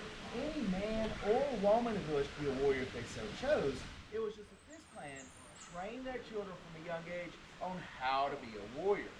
Our warriors were responsible for electing our war chief. So after a battle, there's no need to come back and brag about what you did on that battlefield. These men were there with you, and they saw your actions there. So after a battle had taken place, our warriors would get together and elect who they thought would make the best war chief, who they trusted most leading into the next battle. This did mean though, man could enter a battle as a war chief. Once that battle is over, he could be removed from that position. Now back in the old days, we weren't a prideful people. That man would simply step aside and do what was best for the village. All the while knowing he could have gained that title of war chief in the next battle. Our dear clan, Ani Awi, were our runners and our foot messengers. We didn't use drums and smoke signals to send our messages. The picture you see, the pictures on each. Only reach the top of our treetops. Instead, we use a runner or relay system. Now, this system, when a message needed to be delivered, a village would send a runner with that message, who would run the next village. That village send runners who would run the next, so on, until that message reaches its destination. Our messages could cover up to 100 miles in one day. Now, during the fur trade, this land is responsible for the tanning and skinning of our deer hides. At the height of that fur trade, the Cherokee are bringing in over 500,000 animal hides per year. Now next, we have our wild potato clan, Anigetugoi. They were our farmers and our gatherers. They would tend to our gardens and collect seeds to ensure an excellent harvest. Now a lot of people don't know until they come to our village, but we did have mountain bison in our area. They were smaller than the plains buffalo, and the last one was killed out around 1790, and the Asheville built more area due to the fur trade. But we grew our foods in our gardens. We never followed the buffalo herd. That's why we never lived in teepees in the homes that you folks saw earlier. And traditionally, a village would not be located up in the mountains like this, located down in a valley next to a river or water source. Our bird clan, Anichi Squaw, were our historians and storytellers. Now, if you're a member of this clan, at a certain time of the year, you might be tasked with going out, capturing the eagle and taking some of its feathers. We'll use these feathers in some of our ceremonies and some of our dances, and we'll do this at a certain time of the year when that eagle would be molting. So removing those feathers would do no harm to that bird. Our paint clan, Ani Wodahi, were responsible for collecting paint used in our ceremony. They collect iron oak to make red, deep ash from our fires to make black, and crushed shells from our coastal chops to make a whitewash. And just to give you folks a little perspective on what that all means, the red stood for life and power, the black stood for death and hatred, and the white would stand for purity. We believe when you were brought in this world, you were brought in this world bloody and skinny. When you exited, you would exit in that same manner. That's why before going into battle, our warriors would cover themselves in the red paint as a way of showing they're ready to give their life in defense of their people. They're ready to pass this world to the next. The amount of black paint that a warrior wore would show the amount of hatred they would have towards their enemies. Each warrior's paint would be unique to them, that if they ever fall in battle, they'd be easily identified. Now back in the old days, this clan is responsible for the burial of our people. They take that body, cover in that same red ochre, and bury it facing the east where the sun rises. To us, this represents a new day and a new beginning. Now finally, our blue clan, Ani Shahoni, were responsible for the care and welfare of all the children of the village. If any child is ever orphaned in the village, this clan will take them in so they can be adopted into another clan. They were known for working with a blue medicine made from the blue holly plant, where they got their name, and they would doctor our children from a young age. So by the time they reached adulthood, they'd be immune to most of the diseases in this area. This was until European arrival and smallpox killed half of our population. Our doctors tried in vain to find a cure for this disease, but eventually had to come to the realization this is something our medicine just could not cure. Now during our dances, Our dancers will enter from the east and dance in a counterclockwise direction. This is to represent the rotation of the earth.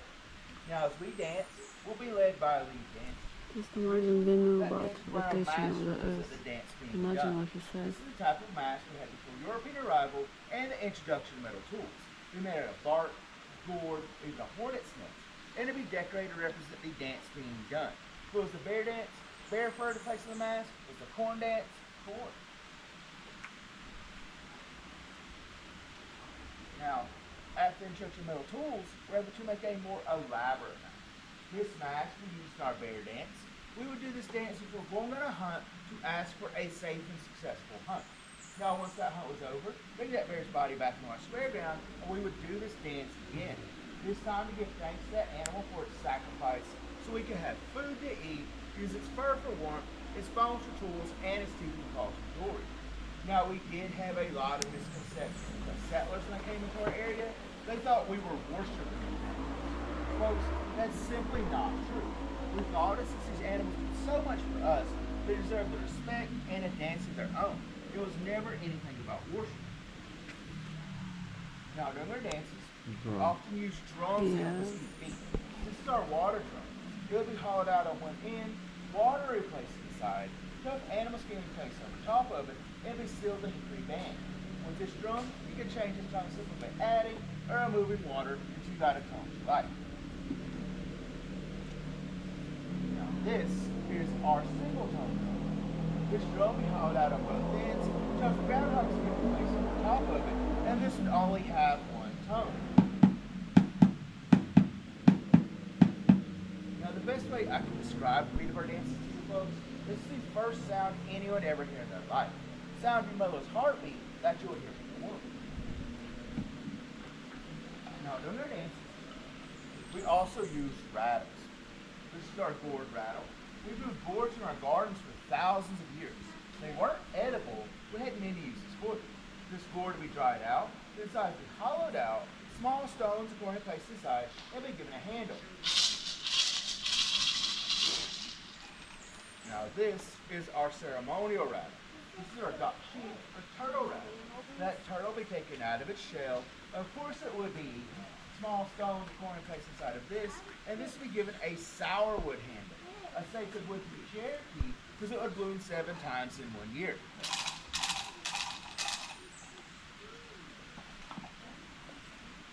Now to help us keep rhythm in our dances, our women would wear these shakers. They'd be worn by the woman behind the lead dancer. She would tie them just below her knees, and you would never see them because they'd be hidden by a long skirt. But as she danced, she would shuffle her feet in just such a way to get this instrument's unique sound. Now, if folks came through downtown Cherokee, you might notice a lot of women, men and women wearing colorful feathers during Indian dance shows. I'm here today to let you folks know that those war bonds are more associated with Western tribes, and those dances are more associated with the powwow culture. The Cherokee never simply danced for fun. It's not to say we didn't have fun while we danced. We danced to give thanks, to honor the Creator before going to hunt or before going to war. And in order to wear or dance with real eagle feathers in the culture, you had to be a highly respected individual in the village. As you folks know today, these are imitation eagle feathers, but these wands we use in our eagle dance. In this dance, the dancers outstretch their arms, imitate that eagle in flight. As it circles the world, comes down, gathers our prayers, and carries them to the Creator. This dance will be done in 3 parts. The first part for peace, the second part for victory, and third to give thanks to that eagle for the use of its feathers. We would do this dance in late fall or early winter because we believe it brings the cold weather.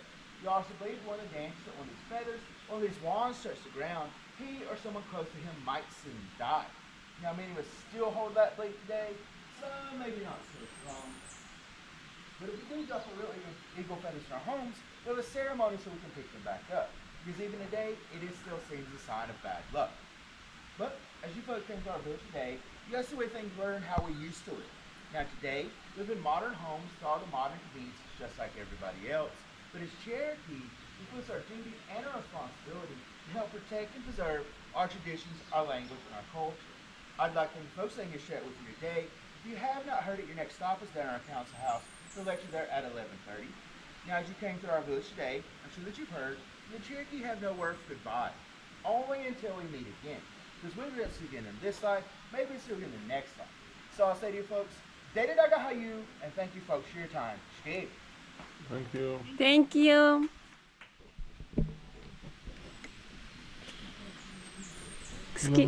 Yeah. Excuse me. Did you say Earth is spinning? And but the back of the day before Europeans come here, they believe the Earth is not spinning and flat. So it's curious. My question is, how long you know the Earth is spinning? For as long as we know, just look up. With a lot of this is more simple than the way Europeans kind of made it. We kind of went with what we saw and went with things that way, especially Gadua. The way the mountain range is actually arranged, you could tell what time of season it was where the sun would rise on the mountain chain. And it was a lot less debate about it. It was more watching nature and what happened with it, so it was a lot less confusing, I guess you would say. Yeah, that's interesting. And also, if I understood correctly, you said the clan is mean exactly the same like a family? Yes, the easy way to think about it, they're large families within the same tribe. Okay, and does it mean they still live in the same tribe, in the same village? Yes, in order to be considered a village, you would need all 7 clans here because every clan had a specific job. And we felt that for a village to operate properly, you needed all 7 clans represented. If you didn't have all 7 clans, you wouldn't have the square ground council house. It'd be more like a township, things like that. But yeah, in order for our village to thrive and everything to get done, every clan needed to be represented. Okay, and how many village every tribe could have? The Cherokee, it's hard to say. We range from Virginia to northern Alabama, northern Georgia, and it just depended on the size of the village. Some villages could be 10 to 20 homes, some could be 200 to 500 homes. So it's still like a same tribe? Yes. Oh, so it's not stuck like in a one village only? No, it's no, like no. entire We had villages area. spread throughout, yes. Oh, thank you. Wow, it's very interesting. Thank you very much. No problem. There was a clan also only. It was just the main thing they were known for. Wow. And these clans they still exist? Yes. The real clan, so it's a real something? Yes, it's passed down through the family. Wow. Thank you. Yeah, no problem.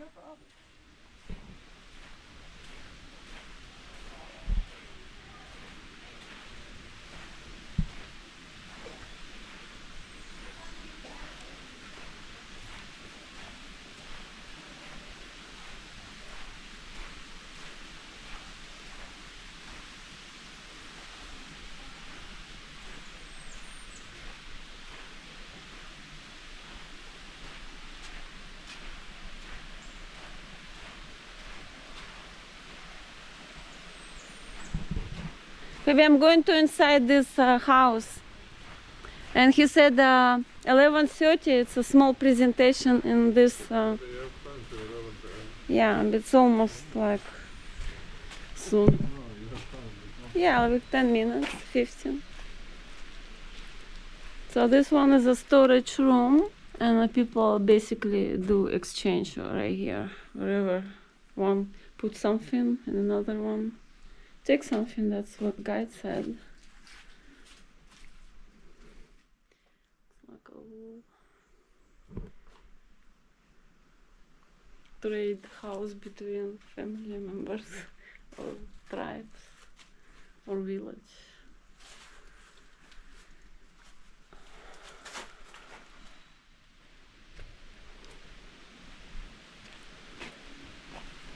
This one is next.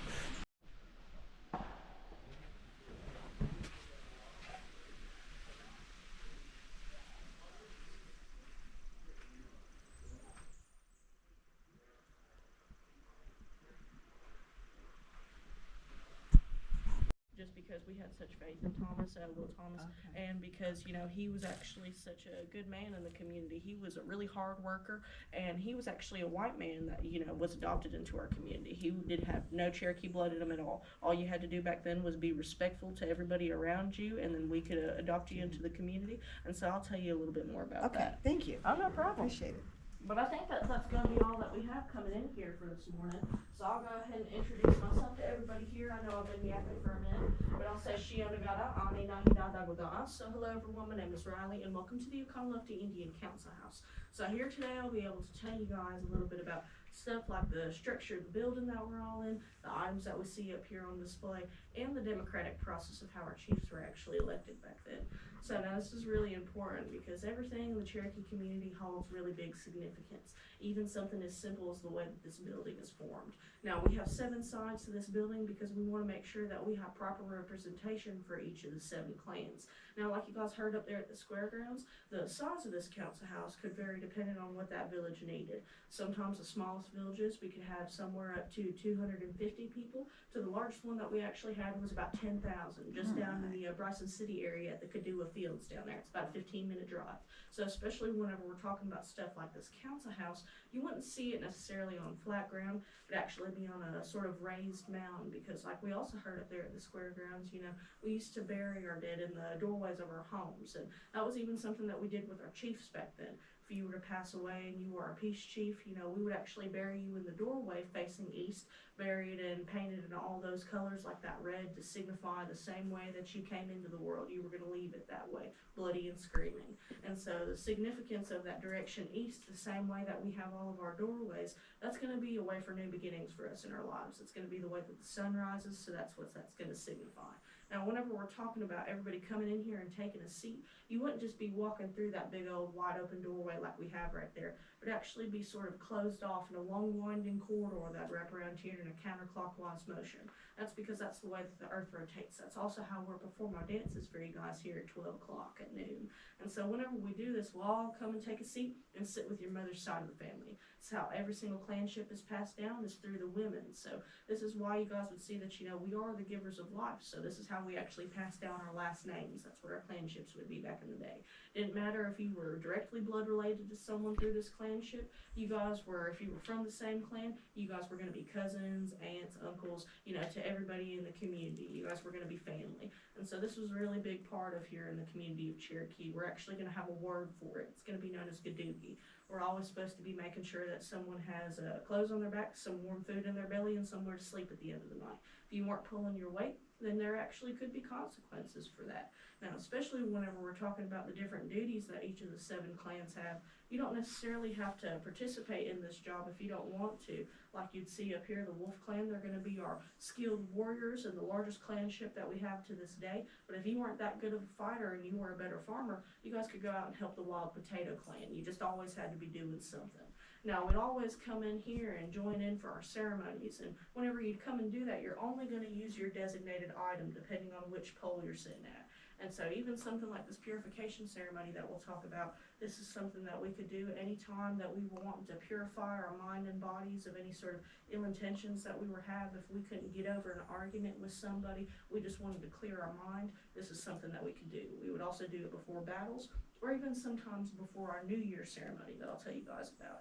So this is going to be something that's very important. We'll still do this. It'll be known as the purification ceremony, because the color white means peace and purity. We'll hollow out this gourd, scrape out all the insides, like the stringy insides, the fibers that'll be in there, and the seeds, because you can't eat them, unlike their cousin, the squash that we have up here. We actually got these through trade with Southern American tribes about 14,000 years ago. So we actually brought them up here for all the different ornamental items, but also to use them as tools. But if we wanted to be able to hold the water and pass it around to everybody, we needed something like this clay white bowl. We'd actually paint it white by crushing up all the seashells, mixing it with animal fat and pine resin to create that whitewash, and then paint it on the outside of here, fill it up with some mountain spring water, drink out of that, and it would purify our mind and bodies, getting rid of any sort of bad things that we wanted to have gone in there. But especially whenever you were talking about something like purifying your mind, your body, you wanted to do this before our green corn ceremony, which is going to be our new year that we have up here in the community. This is because during that green corn, we'll do this in late August, early September, when the corn is at its greenest, because we're actually becoming like that corn. We're going to become something new to harvest in that next season, that next year. We're going to get rid of any old arguments that we had with anyone. If we couldn't settle that ourselves, we could go and seek out a member of the long hair clan. They would be our peacekeepers, our delegates, the wisest people amongst us. But if you guys could settle that, then that was good. You guys could settle that beef and everybody was done. Then you could move on to different things like home renovations. You guys could finalize your wedding if you hadn't done that already. And even things like funerals were all put into procession during this time. It was a very busy time of year. Now, we wouldn't just be doing all this boring stuff and coming into the council house.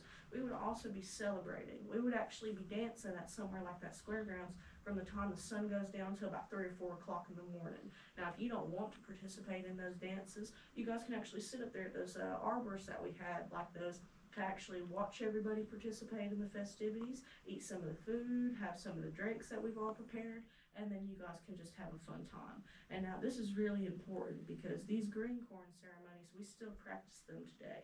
You're going to make sure that you're becoming a new person, like we said, getting rid of anything that you have that's, feeling yucky in your brain. So what you're going to also be doing is purifying your home.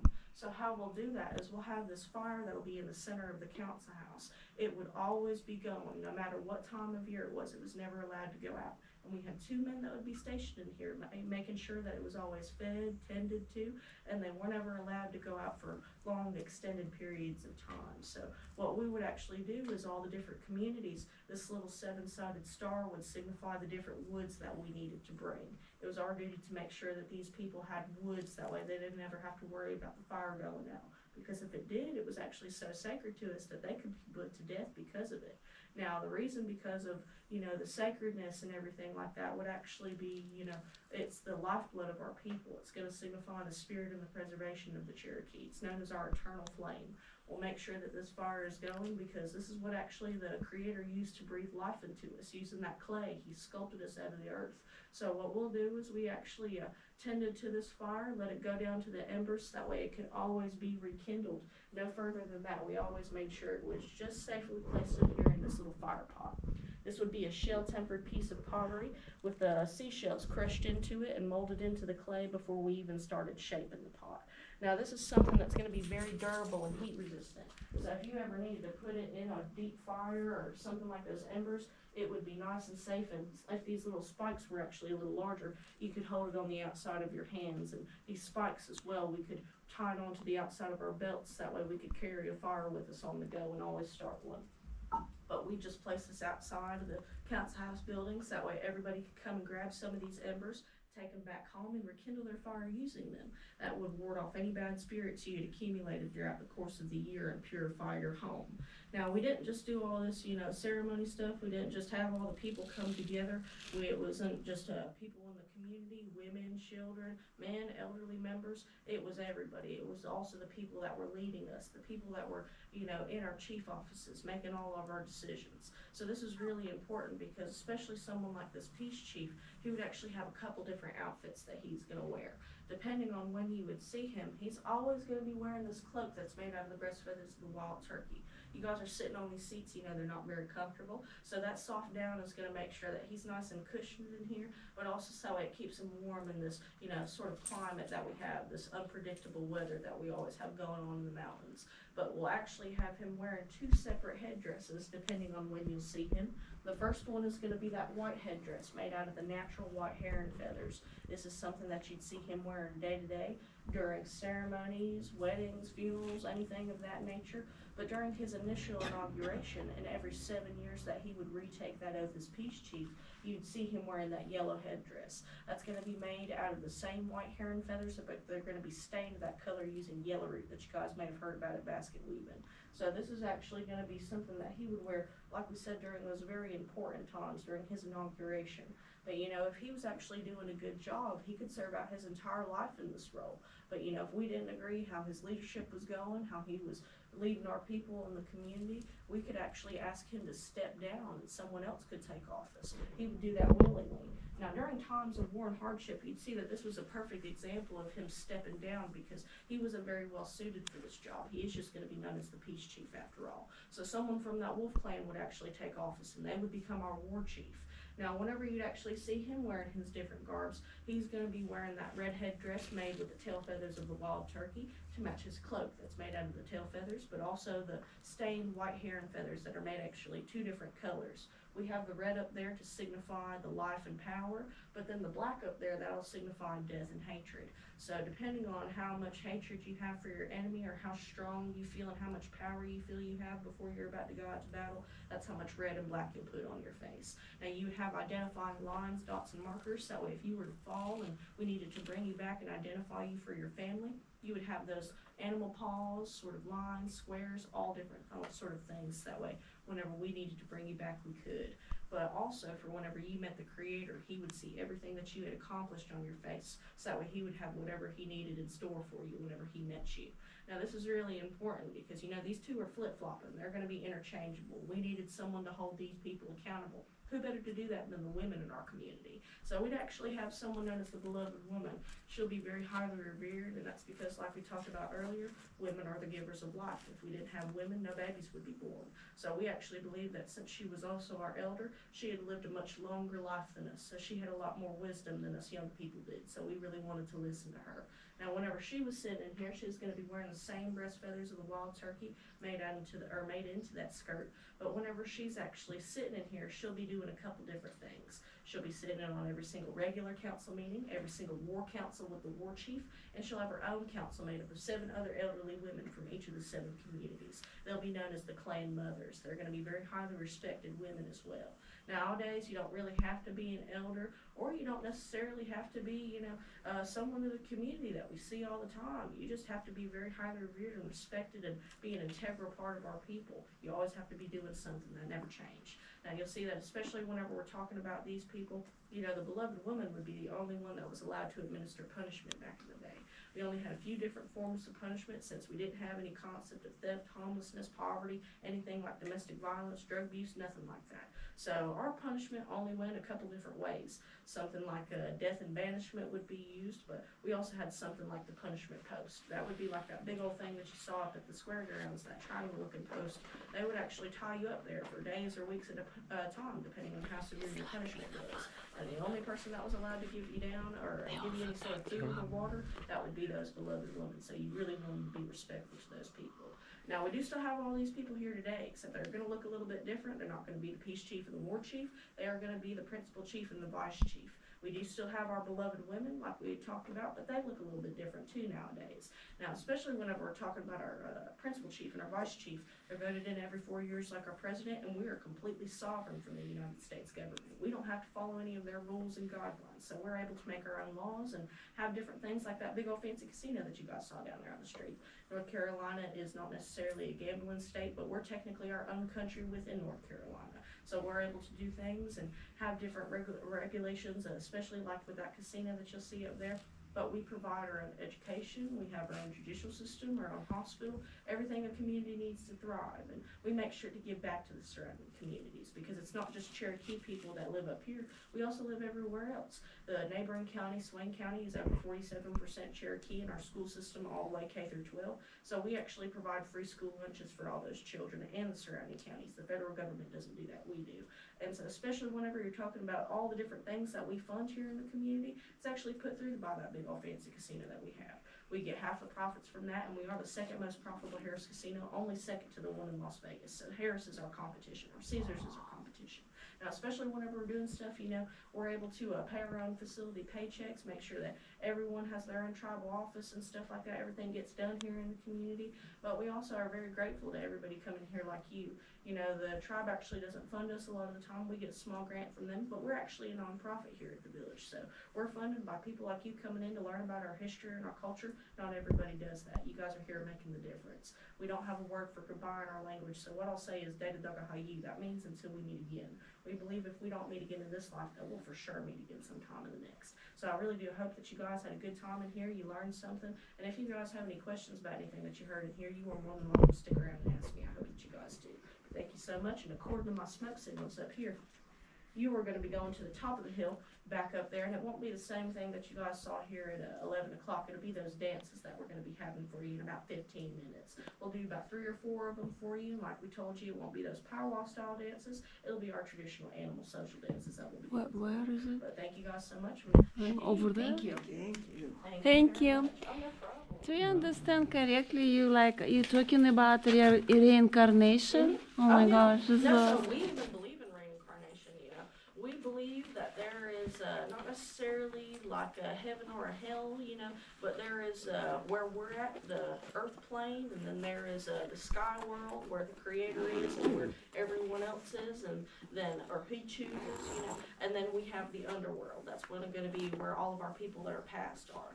Now, you don't necessarily, you know, always have the same path there as everyone else. It's what the creator chooses for you. And that's why we were actually so easily converted to Christianity, is because we just believe in one God also, you know, the creator.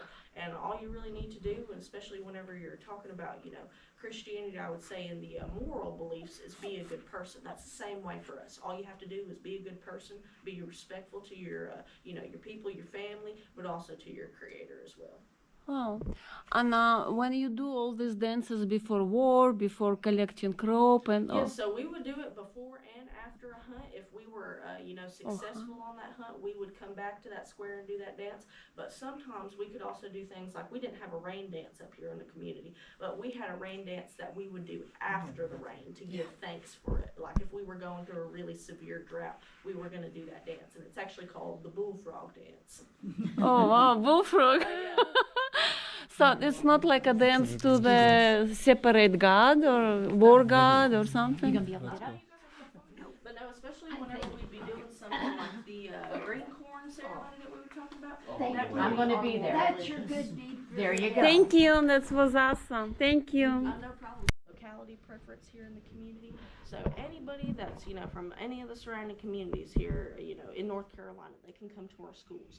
But if, say, you know, we have limited spots in a class and a Cherokee kid puts in an application versus someone from out of county, that Cherokee kid will get first priority. And that's even the same thing, like if you want to work up at our casino, you guys can get the job and you can apply and everything like that. But if we have someone that's from the community, they will get first serve. And so, you know, that's just to make sure, like even with our land trust that we have, we actually put our trust or our land in trust with the federal government after we bought it here in 1924. And so we did that to be able to make sure that no outsiders could ever purchase our land. You can only ever rent or lease it for up to 7 years. Okay. Oh, wow. Good to know. So, and what is the program, educational program in your school? So we have the same rules for North Carolina schools, for the education system and things like that for the Board of Education, but we integrate things like our own history and our culture. So we will teach every single craft with the exception of weapons, because you don't want kids making knives in school, but then we will teach different things like the finger weaving, beadwork, everything like that in our schools. Also the language. Your kids, if you go to the Cherokee school, you have to take Cherokee language 1 and 2 and pass it to be able to get your high school diploma. Wow, awesome. Thank you. No problem. Thank you very much.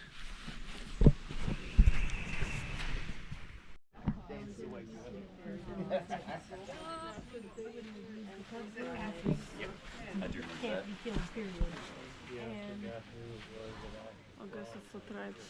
They're standing where the tribes on the stand. They belong to this tribe, they stand over there.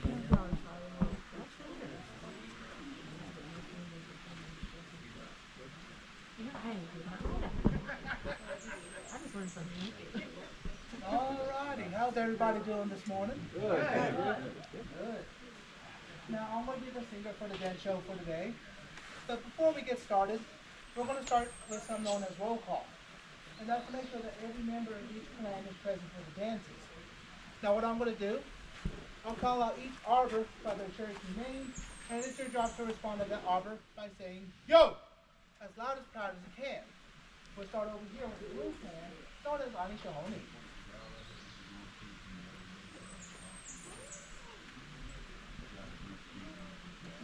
Alright, gotta be real loud. Anishahoni! Yo! Good, y'all are awake. Alright, Hank. Let's see what y'all can do. Aniwoji! Yo! Louder than him. I'll tell you, Hank won yesterday. Are you still in there? Or hands out? We'll see. Anizi squat! Yo! Ooh, y'all are out now. Yeah.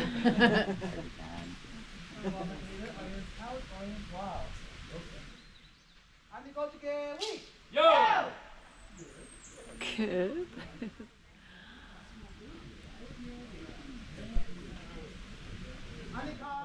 Yo! There's nobody there. They don't have anybody there. Nobody's there. Oh, nobody's sitting there. Yo!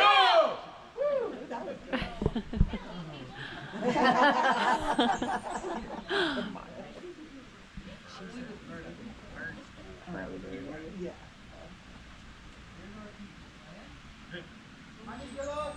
Yo! Bird. I thought he was going to give it to the wild mouse.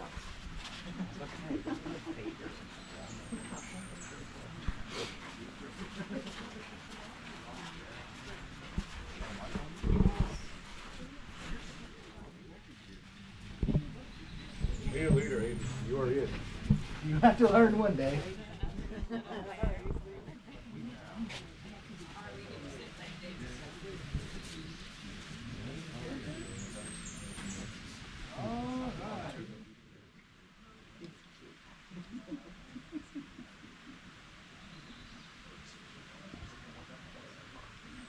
Now the dances you're about to see, these are not the typical powwow style dancing that Yens might be accustomed to. That is not our culture. They came popular around the 50s around the Plains tribe with John Wayne. Now these are our social dances.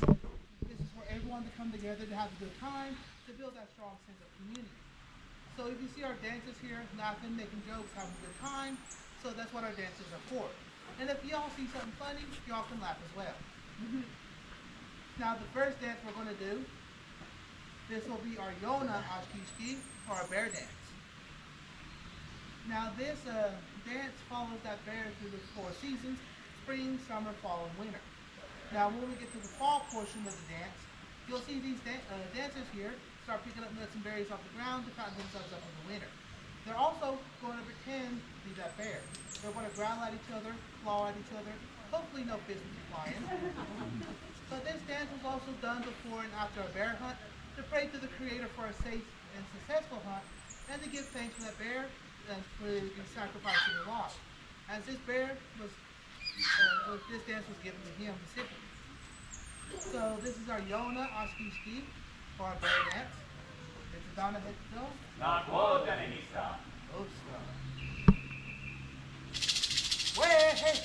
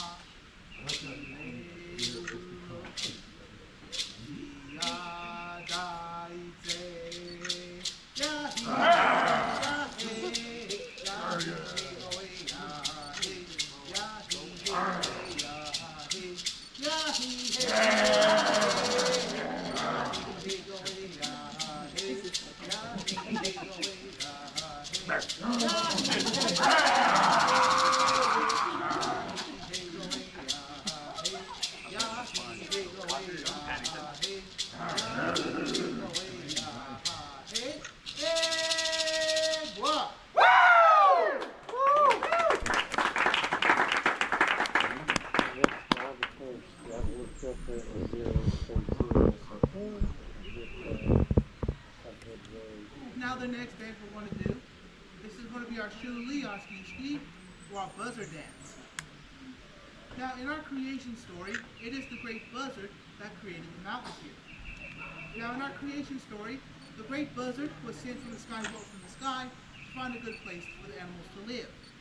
Now, once he reached a certain point around the earth, here in Cherokee country, he began to grow tired and fly closer to the ground.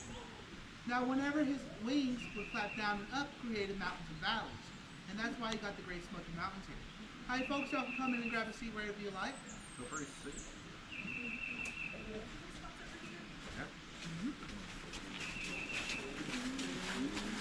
Now, also, if you ever see the Discovery Channel, Looks like a Animal school. Planet, you see how the mama bird will feed its baby birds, and that is by regurgitating the food into its mouth. So, if you got a weak stomach, I'm sorry, and our restroom is right over there.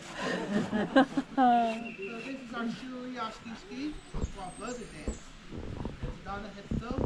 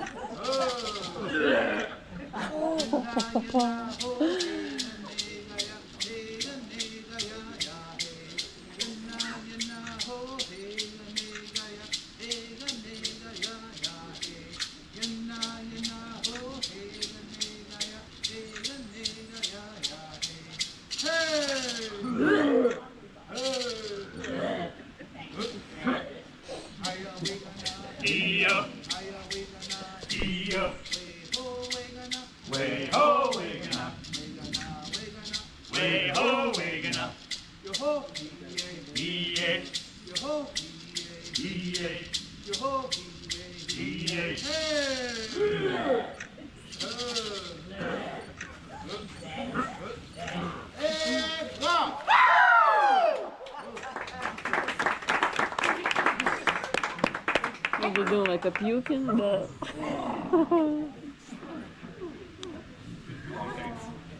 that's how I'm doing kayak.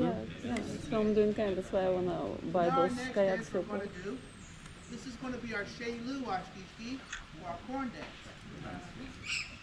Now this dance was done in the celebration of good harvest.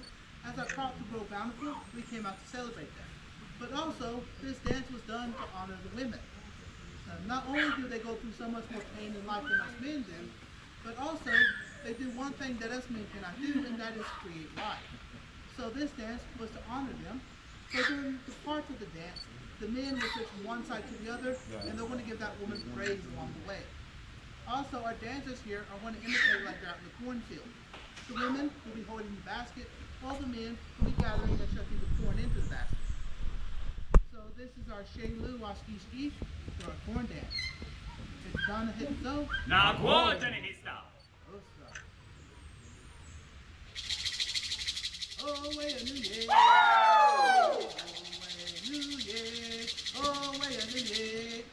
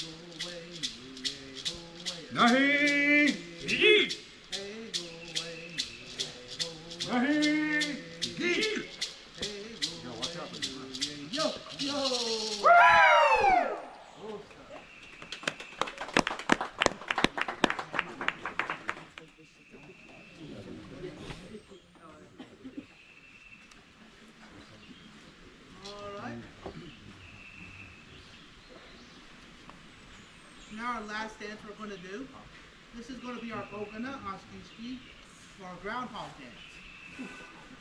Now, the origins of this dance come from the groundhog. On one particular day, he got a pack of wolves so mad at him that they chased him down for lunch.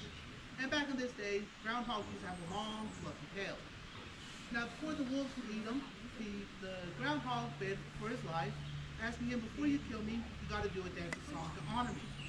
The wolves were confused at first, but they agreed. So Groundhog taught them this dance from the day the sun went down when the sun rose the next day. And he taught them dance to go, the wolves dance forward, backwards, and every which way. And when the sun rose, they got so tired that they fell down from exhaustion. Now before the groundhog could run away, one wolf grabbed him by the tail, tried to yank him back, and popped his tail off. And that's why groundhog has a short tail today, and that's also where we get this dance. So our dancers here are going to imitate that groundhog. They're going to pretend they're going to be digging their burrows together. This also taught the young folks in the village, if they want to marry, it takes two to build that home. So this is going to be our Ogana Oskiski, or our groundhog dance. If Donna hit the go. Na głodę nie stać. Oh yeah, hey! Oh yeah, hey! Oh yeah, hey! Yeah, oh yeah, hey! Yeah, oh yeah, hey! Oh yeah, hey! Oh yeah, hey! Yeah, oh yeah, hey! Yeah, oh yeah, hey! Oh yeah, hey! Oh yeah, hey! Yeah, oh yeah, hey! Yeah, oh yeah, hey! Oh yeah, hey! Oh yeah, hey! Yeah, oh yeah, hey! Yeah, oh yeah, hey! Oh yeah, hey!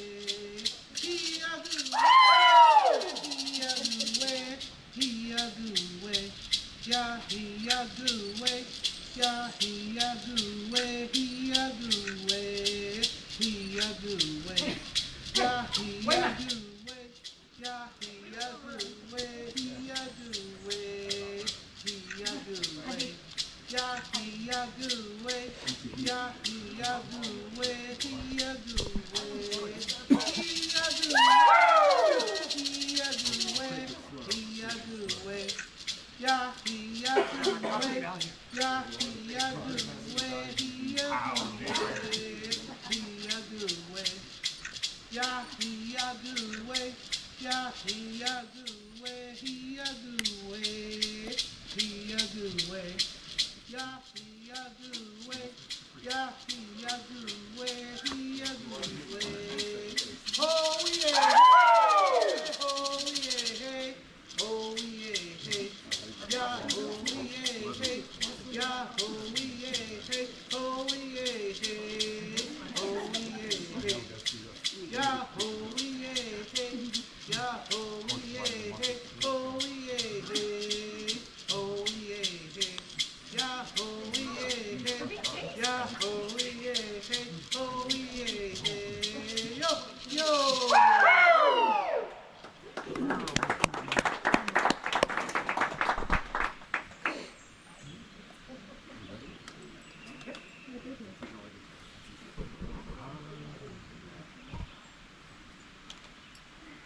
Alright, now that concludes our dance show for right now. Hope you all enjoyed it. Now, if you were previously on a tour, you'll go back up to where you guys last left off, and you'll continue from there. Now, if you have bought a ticket and haven't been on the guided tour yet, you'll go back up to the bridge where you got your tickets, and the guide will meet you there, and you'll go out at 12:30. Now, if you had the Square House lecture, your next stop will, or Council House lecture, your next stop will be right up here at the Square Grounds at 12:30 for your next lecture about the Square Grounds and more about our dance.